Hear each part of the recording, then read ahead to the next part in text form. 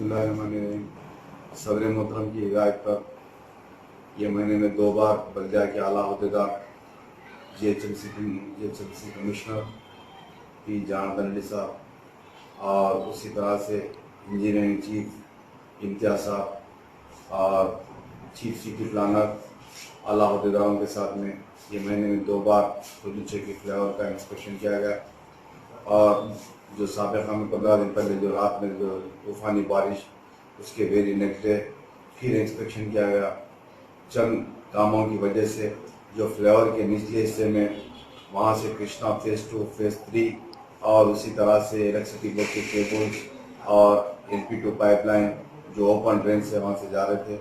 जिसमें वो शिफ्ट करने में थोड़ा टार्चर हो गया। और जैसे कमिश्नर के दौरे के बाद अल्हम्दुलिल्लाह काम प्रोग्रेस में आ चुका। निचले हिस्सा जो बगीचे की फ्लावर का नीचे का हिस्सा है 2-4 दिन के अंदर पाइपलाइन का ओपन नालों का दीगर कामों का मुकम्मल हो जाएगा, जिसके बाद रमज़ान से पहले नीचे बगीचे की फ्लावर के नीचे मुकम्मल काम होकर ट्रैफिक को डाइवर्ट किया जाएगा। उसी तरह से फ्लावर के ताल्लुक से जून 15 तारीख तक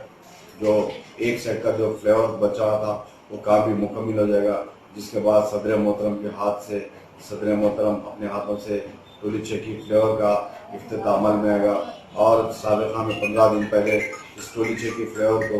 जिस वक्त 2019 की जो जनरल बॉडी थी, जनरल बॉडी के अंदर स्टैंडिंग कमेटी के अंदर नानानगर डिवीज़न उस वक्त सालार मिलत के नाम से स्टैंडिंग कमेटी और जनरल बॉडी में नाम के लिए रेजोल्यूशन पास भी किया गया था और वो पास भी होगा। और हाल ही में 8 दिन पहले KT रामाराव साहब जो म्यूनसिपल मिनिस्टर है उनके पास भी मैं एक लेटर भेजा सालार मिलत के नाम से फ्लावर का इनाग्रेशन करना चाहिए। 1 जून की 15 तारीख तक ये